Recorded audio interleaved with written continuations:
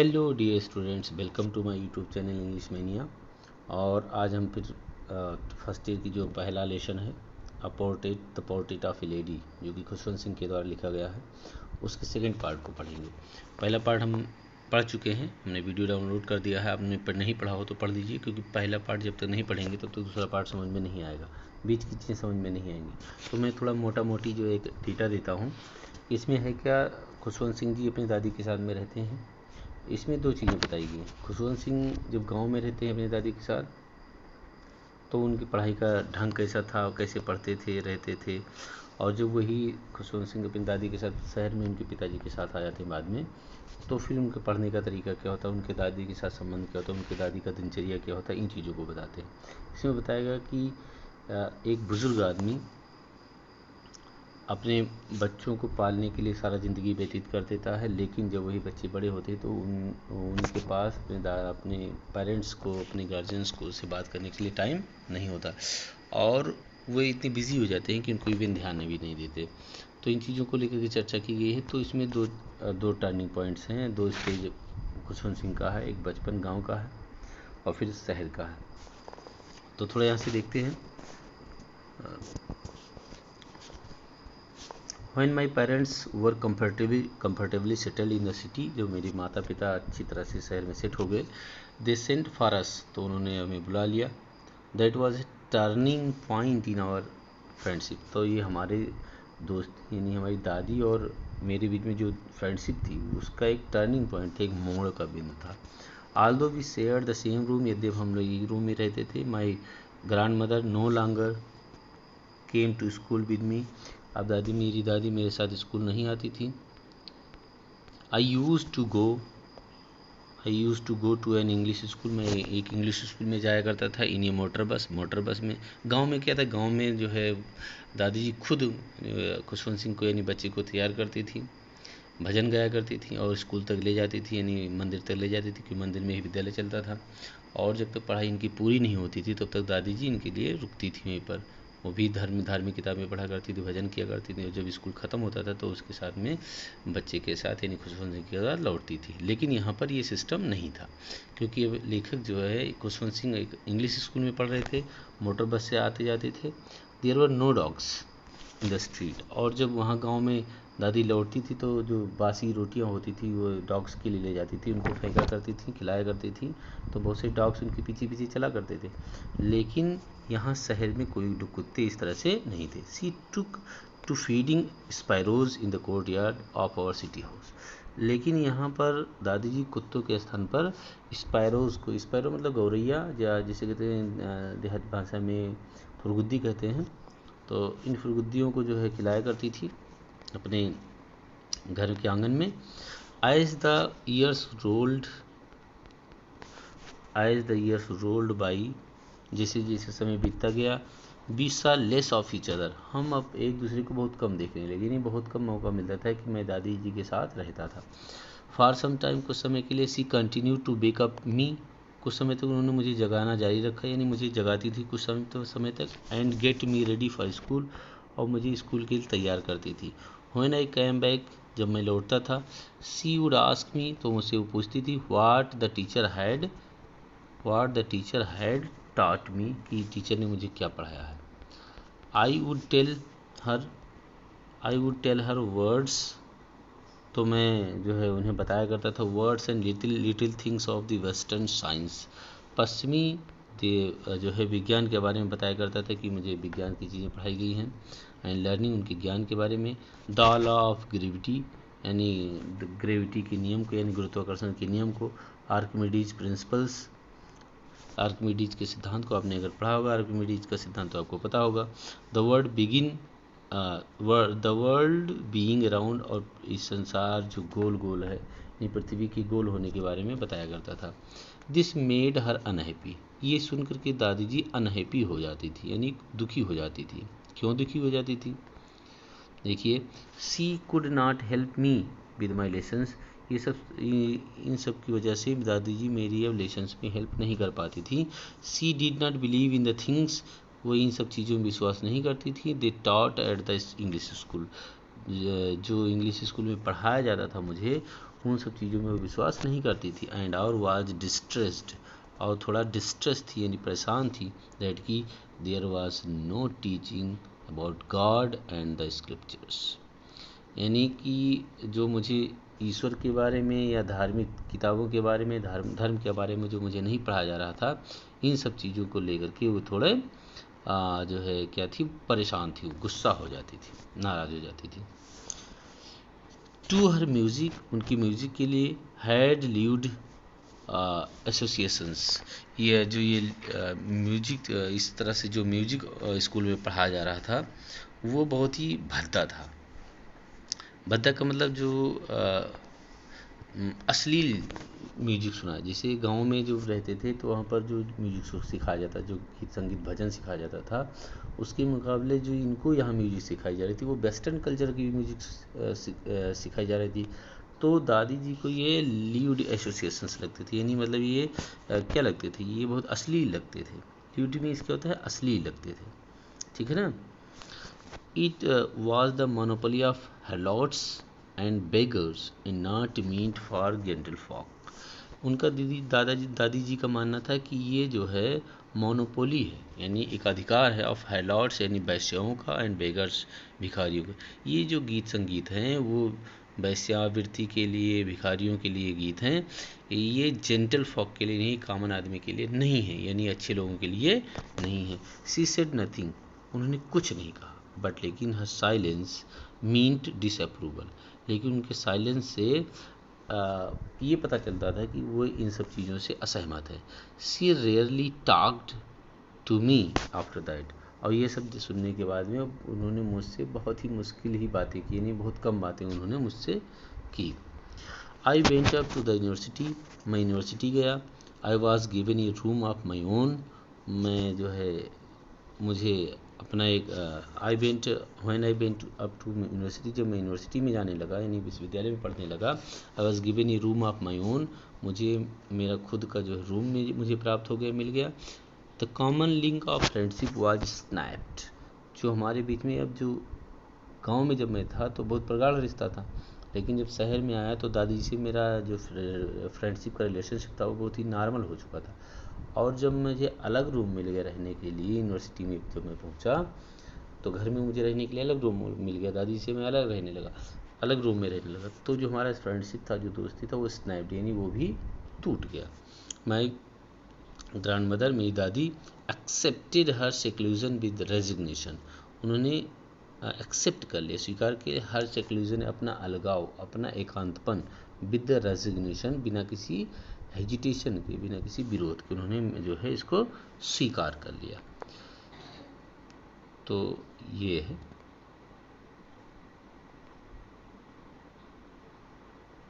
C rarely left her spinning wheel to talk to anyone, यानी she rarely, वो मुश्किल से लेफ्ट छोड़ती थी हर स्पिनिंग व्हील, अपनी स्पिनिंग व्हील मतलब चरखा कह सकते हो, अपनी चरखा को, to talk anyone, to anyone, किसी से बात करने के लिए मुश्किल से ही वो अपनी चरखा को छोड़ती, यानी वो किसी से बातें नहीं करती थी। फ्रॉम सनराइज टू सनसेट, यानी सनराइज से लेकर के, सूर्य के निकलने से लेकर सनसेट, यानी सनसेट तक, सुबह से लेकर शाम तक, सी साइट बाई हर व्हील, अपने व्हील के किनारे बैठी रहती थी, स्पिनिंग एंड रिसाइटिंग प्रेयर्स, यानी चरखा चलाया करती थी और रिसाइटिंग प्रेयर्स, और जो है भजन गाया करती थी। ओनली इन द आफ्टरनून, केवल आफ्टरनून के टाइम में, सी रिलैक्स्ड फॉर ए व्हाइल, कुछ समय के लिए वो रेस्ट करती थी, आराम करती थी। टू फीड द स्पैरो, उन चिड़ियों को, स्पैरोज को खिलाने के लिए के समय ही वो थोड़े आराम करती थी। While she sat in the veranda, While she sat in the veranda, जब वो बरामदे में बैठती थी, breaking the bread into little bits, जब वो बरामदे में बैठ करके ब्रेकिंग करती थी, तोड़ती थी, the bread into little bits, छोटे छोटे टुकड़ों में, हंड्रेड्स ऑफ लिटिल बर्ड्स, छोटे छोटे हजारों चिड़िया, सैकड़ों चिड़िया कलेक्टेड, इकट्ठी हो जाती थी, राउंड हर, उनके चारों ओर। ये वेरिटेबल वेडलैम ऑफ चिरपिंग, ये वेरिटेबल वेडलैम में इसे कह सकते हो कि शोरगुल, चिल्लाहट, और वेरिटेबल मतलब बहुत ही सच्चा, वेटले में चिल्लाहट ऑफ चिरपिंग, यानी चिड़ियों की चहचहाने की जो आवाज़ थी वो बहुत सच्ची आवाज़ होती थी और बहुत ही चों चों चों चों करने लगती थी चिड़िया इकट्ठा जब होती थी, तो वो जो चू चू करती थी उसी चिरपिंग कहते हैं। चिरपिंग्स यानी जब वो रोटी के टुकड़े तोड़ रही होती थी बरामदे में, तो हजारों चिड़िया सैकड़ों चिड़िया उनके चारों ओर आ जाती थी और कोलाहल करने लगती थी। सम केम, कुछ आती थी, and pursued on her legs, उनके पैरों पर बैठ जाती थी, पर्च में सोता बैठना। अदर्स ऑन हर शोल्डर, जो कुछ और उनके कंधे पर बैठती थी। Some even sat on her head, और कुछ तो ऐसी होती थी जो उनके सिर पर बैठ जाती थी। सी स्माइल्ड, वो मुस्कुराती थी, बट लेकिन नेवर शूड देम अवे, लेकिन कभी भी उनको शूड अवे नहीं करती थी, मतलब उनको भगाती ही नहीं थी। शूड अवे में से तो दूर भगाना। It use to be the happiest half an hour, it use to be the happiest half an hour of the day for her, ये उनके लिए आधा घंटा का जो टाइम होता था वो हैप्पीएस्ट आवर होता था, यानी सबसे खुशी का पल होता था दादी जी के लिए। तो ये हुआ, यानी दादी जी दोपहर में चिड़ियों को खिलाती थी। जब चिड़िया को रोटी तोड़ रही होती तो वहाँ सैकड़ों चिड़िया आ जाती थी, उनकी कोई सिर पर बैठता था, कोई कंधे पर, कोई पैर पर, लेकिन दादी जी उन चिड़ियों को भगाती नहीं थी, बहुत खुश रहती थी आधे घंटे में। When I decided to go to abroad, जब मैंने तय किया टू गो, जाने के लिए, अब्रॉड में विदेश, फॉर फर्दर स्टडीज, आगे की पढ़ाई को करने जारी रखने के लिए, आगे जो है विदेश जाने का निश्चय किया। आई वॉज श्योर, निश्चित था, my grand mother would be upset, कि मेरी दादी माँ जो है मेरे लिए क्या हो जाएंगी, अपसेट हो जाएंगी, परेशान हो जाएंगी, क्योंकि मैं विदेश जा रहा था। आई वुड बी अबे फॉर 5 years, मैं 5 सालों के लिए बाहर जा रहा था। एंड एट हर एज, और इस एज में, दादी जी के इस एज में, वन कुड नेवर टेल, इस एज में दादी के बारे में कोई कुछ कह नहीं सकता था कि दादी जी तब 5 साल और ज़िंदा रहेंगी या नहीं रहेंगी। बट माई ग्रैंड मदर, लेकिन मेरी दादी माँ कुड, जीवित थी। सी वॉज नॉट इवन सेंटिमेंटल, वो तनी भर भी सेंटिमेंटल नहीं थी, तनी भर भी भावुक नहीं थी। She came to leave me at the railway station, वह मुझे छोड़ने के लिए कहाँ आई, रेलवे स्टेशन पर आई। बट डिड नॉट टॉक और शो एनी इमोशन, लेकिन उन्होंने मुझसे बात नहीं किया और ना ही किसी प्रकार की भावना का प्रदर्शन किया। हर लिप्स मूव्ड इन प्रेयर, उनकी लिप्स जो है ईश्वर की प्रेयर में, यानी प्रार्थना में चलते रहते थे। Her mind was lost in, उनका जो दिमाग था, यानी उनका जो ध्यान था, वॉज लॉस्ट इन प्रेयर, यानी प्रार्थना में खोया हुआ था। हर फिंगर्स वर बिजी, उनकी जो है फिंगर्स, उनके जो फिंगर्स थे, हर फिंगर्स वर बिजी, बहुत व्यस्त थे उनके फिंगर, यानी कि उनकी उंगलियां चल रही थी। Telling the beads of a rosary, यानी जो रोजरी यानी माला जो फेरने वाली जो गोटियां होती थी उनको गिनने में व्यस्त थी। साइलेंटली, चुपके से, सी किस्ड माई फॉरहेड, उन्होंने मेरे फॉरहेड को किस किया साइलेंटली, वो शांति से। एंड व्हेन आई लेफ्ट, और जब मैंने छोड़ दिया, I cherish the most imprint as perhaps the last sign of physical contact with us. तो जब मैं उनको छोड़ने जा रहा था तो मुझे महसूस हुआ कि ये हमारा उनके मिलन का या उनके फिजिकल कॉन्टैक्ट का आखिरी पल है, आखिरी मोमेंट है, यानी इसके बाद में हमने फिर मिलेंगी नहीं। लेखक ये मान गया था कि अब मैं 5 साल के लिए जब बाहर जा रहा हूँ तो जब मैं लौट करके आऊँगा तो दादी जी का मैं चेहरा देख नहीं पाऊँगा, इसलिए जब वो जाने लगा तो उनको छुआ, उनको टच किया, उनको प्रेम किया, ताकि वो आखिरी जो है उनका फिजिकल अटैचमेंट उससे दादी से हो सके। तो बट लेकिन दैट वाज नॉट सो, लेकिन ऐसा नहीं हुआ। आफ्टर 5 years, 5 वर्षों के बाद, आई केम बैक होम, मैं घर वापस आया। And was met by her, मैं उनसे मिला। एट द स्टेशन पे, यानी जब मैं 5 साल के बाद फिर आया घर वापस तो दादी जी मुझे स्टेशन पर लेने के लिए गई। सी डिड नॉट लुक ये डेड ओल्डर, तब भी मेरी दादी जी डिड नॉट लुक, नहीं लग रही थी, ये डे ओल्डर, एक भी दिन बुढ़ी, यानी जैसे थी वैसे ही वो दादी जी अभी भी लग रही थी। She still had no time for words, उनके जो है she still had no time for words, बात करने के लिए उनके पास अभी भी समय नहीं था। एंड और वाइल, जब सी क्लैप्ड मी, जब उन्होंने मुझे गले लगाया, इन हर आर्म्स, अपनी बाहों में, I could hear her reciting her prayers, तो मैं उनकी जो है जो वो प्रेयर रिसाइट कर रही थी, जो प्रेयर यानी जो भजन वो मन में गा रही थी, प्रेयर प्रार्थना जो ईश्वर की कर रही थी, मैं उसको सुन सकता था। Reciting a prayer even on the first day of my arrival, यानी मेरे आने के पहले ही दिन, यानी जब मैं पहुंचा उसके पहले ही दिन, her happiest moments were with her sparrows, उनको जो सबसे खुशी का जो पल था वही चिड़ियों के साथ उनका खुशी का पल सबसे पहले था। होम सी फेड लॉन्गर, जिनको लंबे समय से खिला रही थी। एंड और विद फ्राइबोलस रिब्यूक्स, और छिटपुट डांट फटकार के साथ, यानी जी चिड़ियों के साथ वो झिड़कियाँ भी करती थी कोमल हृदय से। फ्राइबोलस में से तो बहुत ही काइंड हार्टेडली, सॉफ्ट हार्टेडली, और रिब्यूक्स में डांटना फटकारना, यानी चिड़ियों को जो खिलाती थी उनको डांटती भी थी। कहने लेखक यहाँ कह रहा है कि जब मैं 5 साल के बाद लौट करके आया तो दादी जी बिल्कुल ठीक वैसी थी जैसे मैं 5 साल पहले छोड़ करके गया था, और वो इतनी भी बुढ़ी नहीं लग रही थी, और वो अभी भी प्रेयर में ही अपना सारा ध्यान लगाई हुई थी। मुझे जब गले लगाई तो मैं उनकी जो है प्रेयर को सुन सकता जो मन में गा रही थी। और जब मैं पहले ही दिन आया वापस, तो उन्होंने मेरे साथ ना बिता करके ये सोच जो है अपनी चिड़ियों के साथ ही पूरा दिन आधा जो है आफ्टरनून में एंजॉय किया, और वो उनका मेरे साथ सबसे उनका खुशी का समय नहीं था, चिड़ियों के साथ जो टाइम बिता रही थी वो उनके लिए खुशी का टाइम था।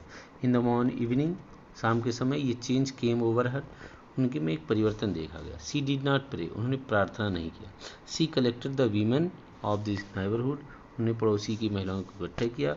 गॉट एन ओल्ड ड्रम, एक पुराने ड्रम को इकट्ठा लेकर के आए। स्टार्टेड टू सिंग, और गाना गाने लगी।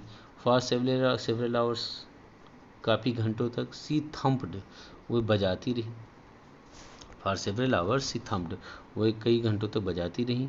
The sagging skins of the dilapidated drum, sagging मतलब जो फटा पुराना था।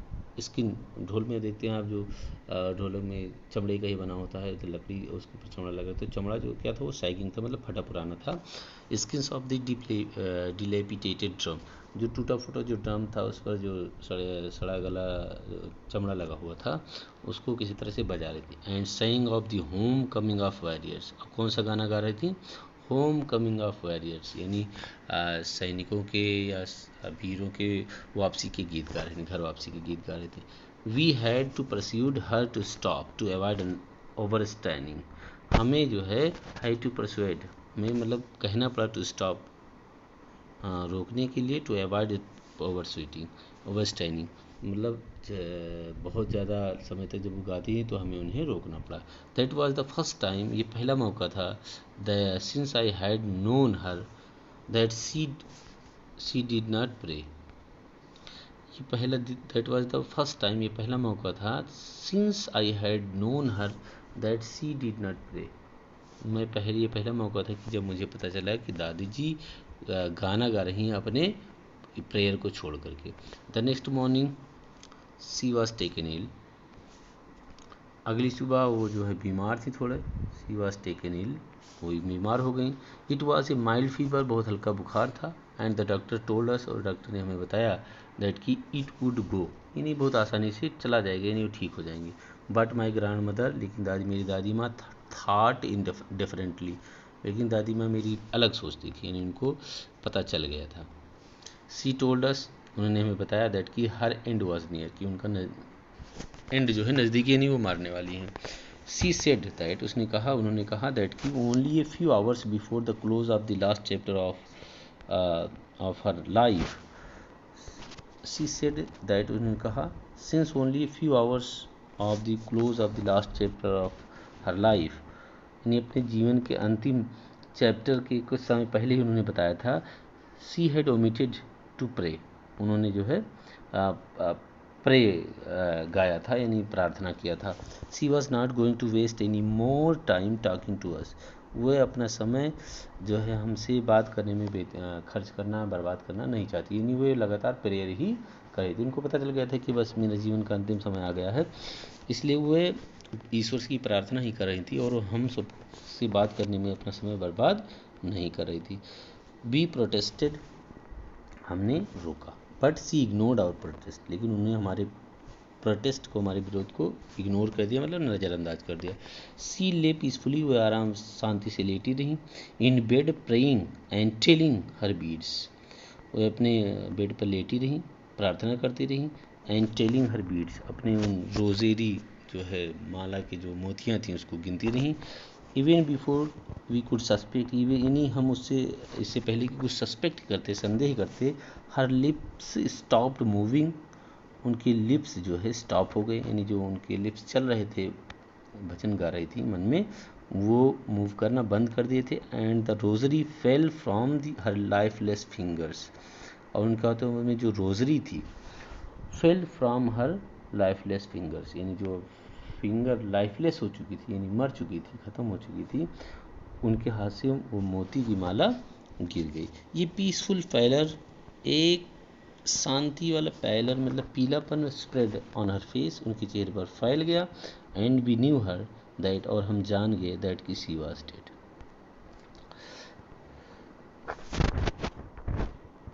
We lifted her off the bed, हमने उन्हें बेड से उठाया। एंड और एज ए कस्टमरी, जैसा कि कस्टम है, जैसा कि जो है परंपरा है, laid her on the ground, हमने उन्हें ज़मीन पर लेटा दिया। And covered her with this red shroud, और उन्हें लाल जो है कपड़े से या लाल कफन से उन्हें ढक दिया। After a few hours of mourning, कुछ समय रोने चिल्लाने के कुछ समय के बाद, we left her alone to make the arrangements, हमने उन्हें अकेला छोड़ दिया। टू मेक अरेंजमेंट्स, तैयारियां करने के लिए। For her funeral, for her funeral, यानी उनके अंतिम संस्कार की तैयारी करने के लिए हमने उन्हें छोड़ दिया। इन द इवनिंग, शाम के समय, we went to her room, हम उनके कमरे में गए। With the crude stretcher to take her to the cremated, जो स्ट्रेचर लाने के लिए हम उनके कमरे में गए। द सन वॉज सेटिंग, सूरज अस्त हो रहा था। And had lit her room and veranda with the blaze of golden light, और जब सूर्य जब अस्त होने वाला था, उस समय जो है सूर्य का जो वो था, आभा मंडल था, बहुत तेज़ था, उसकी वजह से जो है बरामदा बिल्कुल सूर्य के प्रकाश से चमक रहा था। Be stopped half way in the courtyard, हम जो है आंगन में आधे रास्ते में रुक गए। ऑल ओवर द बरामदा, पूरे बरामदा में। एंड इन हर रूम, और उनके कमरे में। Right up to where she laded, उनके जहाँ हमारी लेटी हुई थी। एंड स्टिफ राइट, जो स्टिफ कठोर, जो अब उनका शरीर जो बहुत ही कठोर हो चुका था। राइव्ड इन द रेड श्राउड, जो उनका शरीर बहुत टाइट हो चुका था, वो जो लाल कपड़े से ढका हुआ था। थाउजेंड्स ऑफ स्पैरोज, हजारों sparrows site scattered on the floor, जब हम उनके कमरे से लौट करके आए तो हम बरामदे में पहुंचने वाले थे, तो रास्ते में ही हमने देखा कि हमें रुकना पड़ा। क्यों? क्योंकि हमने देखा कि हजारों स्पैरोज जो बरामदे में आकर के फैल गई, बैठ गई। देयर वाज नो चिरपिंग, कोई भी चहचहाट नहीं थी, यानी कोई भी चिल्लिपों की आवाज़, चिड़ियों के चहचहाने की आवाज़ नहीं आ रही थी। We felt sorry for birds, हम बर्ड्स को जो है देख करके हमें बहुत ही दुख महसूस हुआ। एंड माई मदर, और मेरी दादी माँ, मेरी माता जी, fetched some bread for them, उनके लिए कुछ रोटियां लेकर आई। यानी जब हमने हजारों बर्ड्स को देखा तो हमें लगा कि शायद चिड़िया भूखी हैं, और दादी जी रोज़ हमें इन चिड़ियों को खिलाती खाना, आवाज़ नहीं पाई, इसलिए शायद ये आई चिड़िया। तो उनकी माता जी जो है गई रोटी लेकर के आई। तो क्या होता है, fetched some bread for them, उनके लिए कुछ रोटियां लेकर के आई। She broke it into little crumbs, उन्होंने उसको रोटियों को छोटे छोटे टुकड़े में काट दिया। दबे उन्हीं तरीकों तरह उन्हीं के जैसे my grandmother use to जैसे मेरी दादी माँ तोड़ कर फेंका करती है। And threw it to them, और उन्हें खिलाया करती है, उनको दिया करती है। यानी मेरी माँ ने उन रोटियों को टुकड़े टुकड़े किए, वैसे ही टुकड़े किए जैसे मेरी दादी टुकड़े करके चिड़ियों को दिया करती है। The sparrow took no notice of the bread, उन चिड़ियों ने जो है, स्पैरोज ने उन रोटियों का तनी भर भी ध्यान नहीं दिया। When we carried my grandmother's corpse off, जब हम अपनी दादी की एक लाश को बाहर लेकर के गए, दे फ्लीव अवे क्वाइटली, तो वह चुपचाप शांति से उड़ गई। नेक्स्ट मॉर्निंग, अगली सुबह, the sweeper swept the bread crumbs into the dustbin. और अगले सुबह जब स्वीपर आया तो वो रोटियां तब तक रात तक वहीं पड़ी रहीं, और जब स्वीपर आया तो उन रोटियों को बाहर करके डस्टबिन में डाल दिया। यहाँ लेखक कह रहा है कि दादी माँ जो बिल्कुल इनडिफरेंट थी, उन्हें अब रिलेशनशिप से कोई मतलब नहीं रह गया था। क्यों? क्योंकि हम लोग उन्हें टाइम नहीं दे रहे थे। समय की जो परिस्थितियाँ थी, जो बदल रही थी, उनसे संतुष्ट नहीं थी, और उन्हें अपने आप को खुश रखने के लिए बहुत अच्छा तरीका ढूंढ लिया था।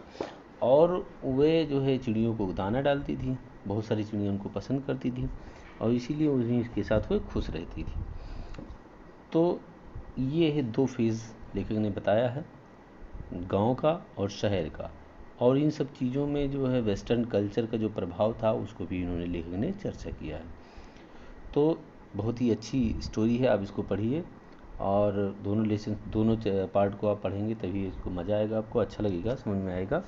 और बने रहिए हमारी इंग्लिश महीने यूट्यूब चैनल पर। अगर आपने सब्सक्राइब नहीं किया है तो इसको सब्सक्राइब कर लीजिए।